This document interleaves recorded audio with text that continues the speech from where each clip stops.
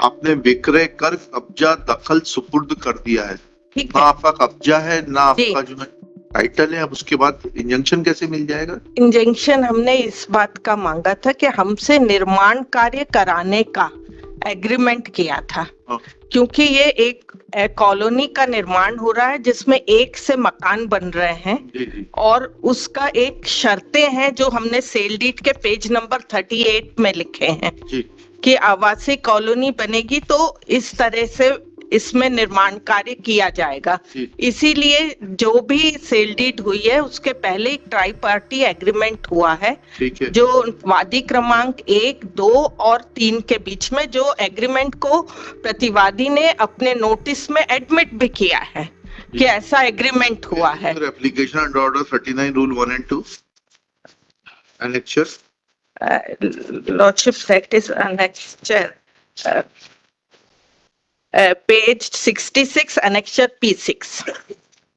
अगर वो निर्माण अपने मन से कर देगी और कुछ भी निर्माण किया जाएगा तो जो हमारी कॉलोनी के निर्माण का एक स्ट्रक्चर बनाने के इस तरीके से कॉलोनी व्यवस्थित रूप से बनाई जाएगी उसमें व्यवधान उत्पन्न होगा।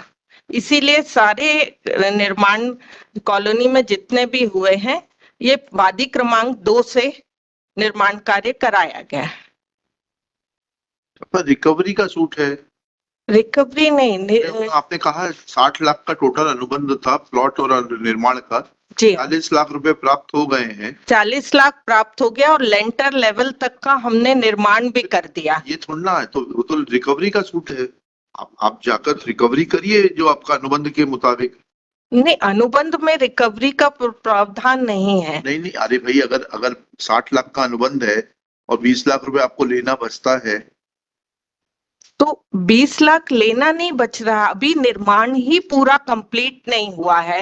वो निर्माण के मध्य में 8 माह में सेल डीड से 8 माह के भीतर हमको निर्माण कार्य करके प्रतिवादी को देना था। जी जी। हम इनसे नक्शा मांगते रहे, नगर निगम में हमने नक्शा सबमिट किया क्योंकि हम एक डिजाइन के मकान सारी कॉलोनी में बना रहे थे। आपका आर्ग्यूमेंट ही गलत है, नक्शा मांगते रहे। जब आप रो हाउसिंग बना रहे हैं तो मतलब ये है, और जब आपका निर्माण कार्य का अनुबंध भी है मतलब ये है कि नक्शा स्वीकृत है। नक्शा स्वीकृत हो गया पर ये नक्शा लेकर नगर निगम से हमको नहीं प्रदान कर रहे थे। चलिए, वो आरटीआई में मिल जाता है ये सब, ये जो है ना। तो हमने लेंटर लेवल तक निर्माण कार्य कर लिया। बहुत अच्छा किया आपने। तो उसके बाद ये दूसरे व्यक्ति को लाकर निर्माण कार्य प्रारंभ कर दिया, ये कहते हुए कि हमने निर्माण कार्य प्रारंभ नहीं किया। ठीक है, चलिए। लॉर्डशिप, इसमें एक बात मैं बताना चाहती हूँ कि सेल डीड में कंडीशन है कि क्रेता जो है वो नक्शा पारित कर कर हमको देगा। कहाँ पर है वो? ये पेज नंबर 38 पे। अगर नक्शा पारित नहीं हुआ, मैं लिखा देता हूँ, तो फिर आपने लेंटर तक कंस्ट्रक्शन कैसे कर लिया बिना नक्शा स्वीकृति के?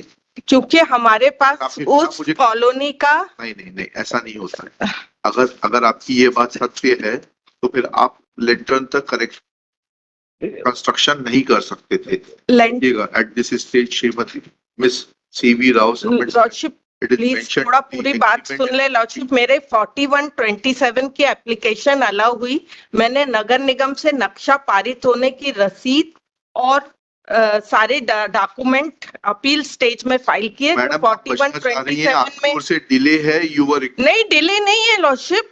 8 माह में हमें निर्माण कार्य करके देना था, इनने 4 माह में नोटिस भेज दिया कि आप फर्दर कंस्ट्रक्शन बंद कर दें। ठीक है, आपसे हमारा एग्रीमेंट हम खत्म करते हैं। तो ये 4 माह मतलब 8 माह पूरे कंप्लीट भी नहीं हुए निर्माण के, इन्होंने उसमें नोटिस दे दिया। Lordship, kindly see the notice lordship page number 47 में, जिसमें इन्होंने पेज नंबर 48 में लिखा है also request not to further perform any construction activities over the plot without the consent of my client. तो हमें बंद करना पड़ा और उसके बाद ये कह रहे हैं हमको निर्माण करके नहीं दिया और पुलिस में रिपोर्ट कर रहा है, ये कर रहा है बीइंग लेडी। जी जी। तो मेरा ये कहना है कि ये निर्माण कार्य हमारा जो एग्रीमेंट था सेल डीड के 8 माह के अंदर मकान बनाना था। जी जी। इन्होंने 4 माह में हमको नोटिस दे दिया किस तारीख को दिया नोटिस? नोटिस दिया है लॉर्डशिप इन्होंने 2/10/23 को, 15/10/23 को, 2/10/23 को लॉर्डशिप, पेज नंबर 46 पर जी एनेक्सर P3। और जो सेल एग्रीमेंट है जहां लिखा है कि 8 माह के अंदर निर्माण करना है सेल डीड का, वो पेज नंबर एग्रीमेंट का जो है एनेक्सर P का पेज नंबर 21 में देखेंगे जी कि पक्षकार 2 पक्षकार 3 के बीच निर्माण कार्य के लिए पक्षकार 2 के पक्ष में रजिस्ट्री होने के लगभग 8 माह का समय निर्धारित किया गया। अभी 8 माह कंप्लीट ही नहीं हुए, 4 माह में हमने लेंटर तक बना दिया इनका मकान, और ये उसके बाद इनकी नीयत खराब हो गई कि भाई हम अपने तरीके से मकान बनाएंगे वहां। तो इन्होंने ये हमको नोटिस भेज दिया 4 माह के अंदर, तो हम निर्माण कैसे पूरा करेंगे? जी जी तो ये 8 माह पूरे ही नहीं हुए, 4 माह और बाकी थे निर्माण के लिए। जी जी तो ये एक ग्राउंड था सर। जी और दूसरा उन्होंने एग्रीमेंट एडमिट किया है पेज नंबर 47 में, पैरा नंबर 9 में नोटिस जो दिया है जी। कि एग्रीमेंट सही है। और हमारा जो रिजेक्ट हुआ है स्टे 2 ग्राउंड पे कि हमारा जो एग्रीमेंट है वो वैलिड नहीं है। बिना एविडेंस के ये बात न्यायालय फाइनली डिसाइड नहीं कर सकती कि वो वैलिड है कि इनवैलिड है। कहाँ है आपका एग्रीमेंट कंस्ट्रक्शन का? कंस्ट्रक्शन का एग्रीमेंट है पेज नंबर 19 P1 में। जी कितने रुपए के स्टैम्प पेपर पे है ये? ये कंडीशन पे निर्माण के है। नहीं नहीं, कितने रुपए के स्टैम्प पेपर पे है? सर वो जानकारी नहीं है। चलिए, कहाँ छोड़ा था? अब बीच में मत बोलिएगा प्रभाकर। जी।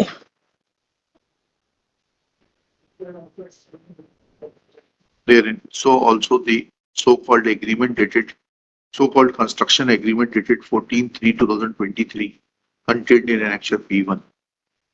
Full stop. Firstly, the agreement annexure P1 for construction is not proper, is not on any stamp paper. How it is valid in the eyes of law could not be explained by learned counsel for the petitioner. Next.